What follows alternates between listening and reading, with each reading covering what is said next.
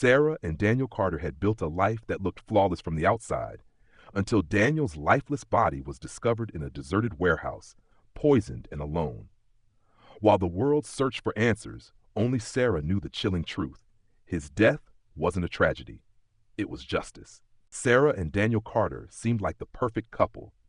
They lived in a quiet suburban neighborhood, in a beautifully maintained two-story house with a white picket fence. To outsiders, their marriage was strong, a partnership built on love and mutual respect. They had 2 children, a boy and a girl, both excelling in school and extracurricular activities. Daniel, a successful financial advisor, was well respected in his field, while Sarah ran a thriving home decor business from home. They attended neighborhood gatherings, smiled for family photos, and played their roles flawlessly. But beneath the surface, something was shifting. Sarah had begun to notice subtle changes in Daniel's behavior, small at first, but unsettling nonetheless. He had always been attentive, quick to compliment her, and engage in long conversations about their future. Now, those conversations were shorter, his compliments less frequent. He was spending more time on his phone, often turning the screen away when she walked by. At first, she dismissed her suspicions. After all, Daniel had a demanding job. Long hours at the office, late-night client meetings, and business trips were normal. She convinced herself that stress was the cause of his distance. But the feeling that something was wrong refused to go away. Then came the nights when Daniel didn't come home at the usual time. He always had an excuse: work emergencies, last-minute networking events, traffic. His explanations were reasonable, but Sarah felt the weight of doubt growing heavier. One evening, as she set the dinner table, she noticed his cologne lingering in the air even though he had left hours earlier. It was fresh, as if he had reapplied it before heading out. A trivial detail, yet it gnawed at her. The real confirmation came when she found a restaurant receipt crumpled in his jacket pocket. The dinner for 2, with an expensive bottle of wine, had been paid for on a night he had told her he was working late. Her hands trembled as she stared at the proof of his deception. She could no longer deny what her heart already knew. Daniel was having an affair. That night, Sarah lay awake next to him, staring at the ceiling while he slept peacefully. Her mind raced through the years they had spent together, the promises made, the dreams they had built. The man she trusted more than anyone had been lying to her. The realization didn't break her, it steeled her. She would not confront him, not yet. Instead, she decided to observe, to gather information. If Daniel thought he could deceive her, he was wrong. Over the following weeks, she watched him carefully, noticing every inconsistency. The sudden gym membership, the calls he took in the other room, the way he flinched when she reached for his phone. Each sign added to the puzzle, painting a picture of betrayal. She no longer saw him as her loving husband, but as a man who had destroyed their marriage. And slowly, her heartbreak turned into something far more dangerous. Sarah knew that confronting Daniel too soon would only give him the chance to cover his tracks. If she wanted the truth, she needed undeniable proof. She considered following him herself, but that was too risky. Instead, she decided to hire a private investigator, a professional who could gather evidence without arousing suspicion. The investigator, an older man with years of experience, assured her that if Daniel was cheating, he would find out. Sarah handed over Daniel's schedule, common excuses, and the restaurant receipt she had discovered. Then she waited. The days that followed were agonizing, each one stretching endlessly. She watched Daniel closely, noting every time he picked up his phone and stepped outside to take a call, every time he came home late and mumbled about work. After a week, the investigator called her with news. The evidence was clear. Daniel was having an affair. The woman's name was Amanda Lewis, a younger woman who worked at a marketing firm in the city. They had been seeing each other for nearly a year, meeting at a boutique hotel downtown, and occasionally having dinner at upscale restaurants. There were pictures of them together, laughing, holding hands, sharing intimate moments that should have belonged to Sarah. The sight of Daniel looking at another woman with affection sent a wave of anger through her. She spent hours scrolling through the photos the investigator had sent. There was no doubt left, no room for misinterpretation. It wasn't a brief mistake or a single lapse in judgment. This was deliberate. a choice he had made over and over again. Sarah knew she had options. She could confront him with the evidence, demand answers, and leave him. But that felt too easy. A divorce would be painful, but Daniel would still get to walk away, continue his ride. Sarah knew she had the upper hand now. Confronting Daniel outright would only lead to empty apologies, weak excuses, and promises he had no intention of keeping. No, she wouldn't give him the satisfaction of thinking he could manipulate his way out of this. Instead, she planned her revenge carefully, ensuring that when it all unraveled, Daniel wouldn't just lose his marriage, he would lose everything. She spent weeks studying his habits, noting the times he left for work, the excuses he made when he stayed out late, and the little changes in his behavior. He had no idea she was watching his every move, memorizing every lie. She knew he was still seeing Amanda, sneaking off to their usual hotel whenever he could. The thought of him with her, sharing secret smiles and stolen kisses, made Sarah's stomach turn.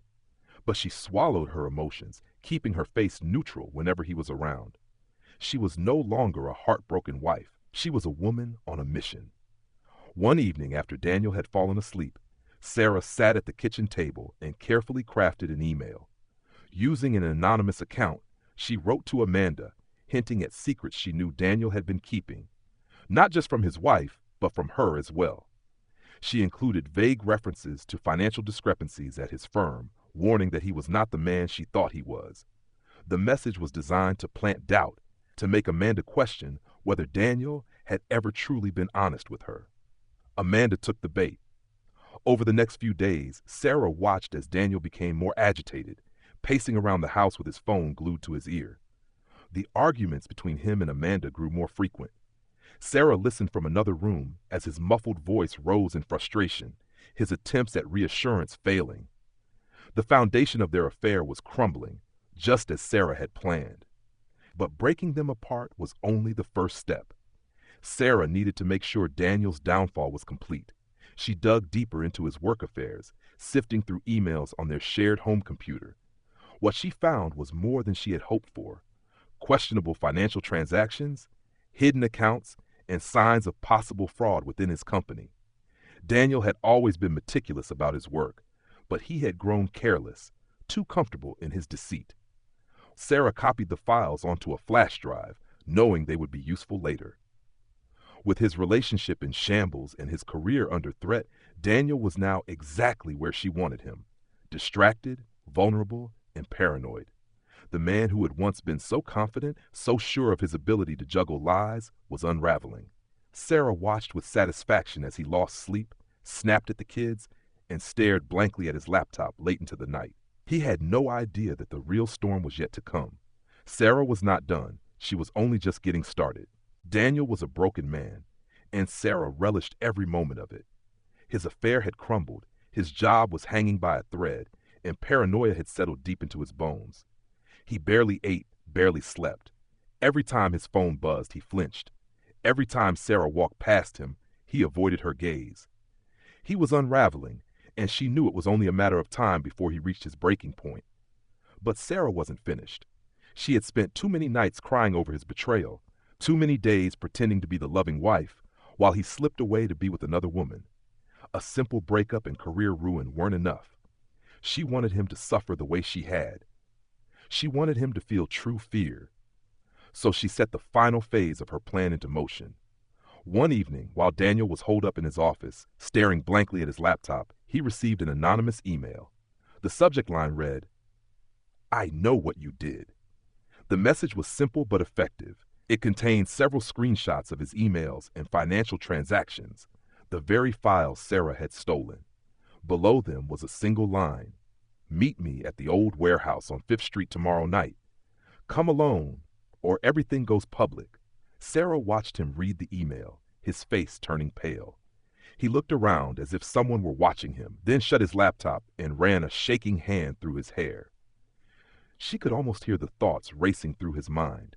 Who had sent the email? Was it Amanda? A client? A coworker?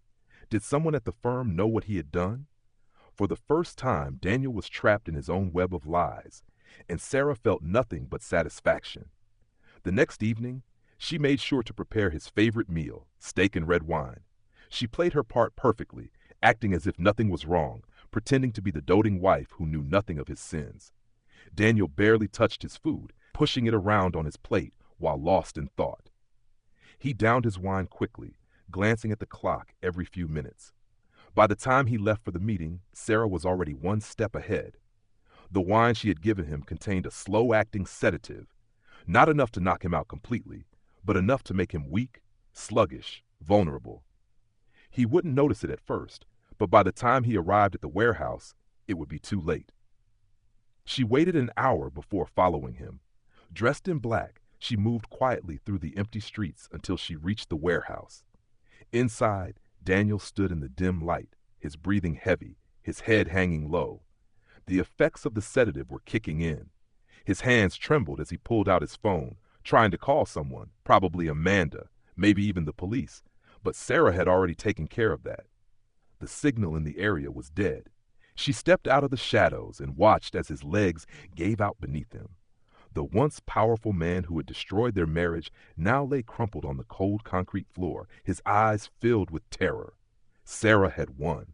2 days later, Daniel's body was discovered in the abandoned warehouse. His lifeless form lay sprawled on the cold concrete floor, his face frozen in an expression of shock and fear. The autopsy report later revealed that he had died from poisoning, though the exact source remained undetermined. There were no signs of a struggle, no forced entry, no clear suspects. It was as if he had simply walked into his own death. Sarah played the grieving widow flawlessly. The moment she received the news of Daniel's passing, she collapsed into tears, clutching her chest as if the weight of the loss was too much to bear. When the police arrived at her home, she answered their questions between sobs, painting the picture of a wife blindsided by tragedy. "I don't understand," she whispered, shaking her head. "Who would do this to him?" The investigators had little to go on. Daniel had no known enemies, at least none they could find. His colleagues spoke of him as a hard worker, his neighbors as a devoted family man. The only unusual detail was the location of his death. What business did a successful financial advisor have in a rundown warehouse in the middle of the night? The police considered the possibility of foul play, but struggled to connect any dots. His financial records were clean, at least the ones they had access to. There were no obvious signs of blackmail or threats. Amanda, when questioned, admitted that she had recently broken things off with Daniel, but claimed she hadn't seen or spoken to him since. She seemed genuinely shaken by his death, further solidifying the idea that she had nothing to do with it. With no suspects, no direct evidence, and no witnesses, the case quickly grew cold. Sarah ensured that she remained the heartbroken widow throughout it all. She attended the funeral in a black dress, wearing a veil that barely concealed her red, tear-streaked eyes. She accepted condolences with trembling hands, thanking friends and family for their support. People whispered about how strong she was, how gracefully she was handling such an unimaginable loss. Behind closed doors, however, Sarah felt nothing but satisfaction.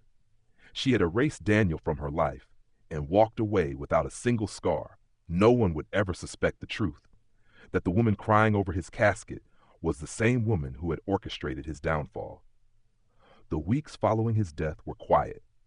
The life insurance payout arrived, ensuring she and the children would never have to worry about money. The house was hers. Daniel's firm settled his accounts, leaving her with more than enough financial stability. She had gotten everything she wanted. Late one night, Sarah sat alone in the dimly lit living room, sipping a glass of wine, the same brand she had laced for Daniel. A small smile played on her lips as she stared into the darkness. She had won, and no one would ever know.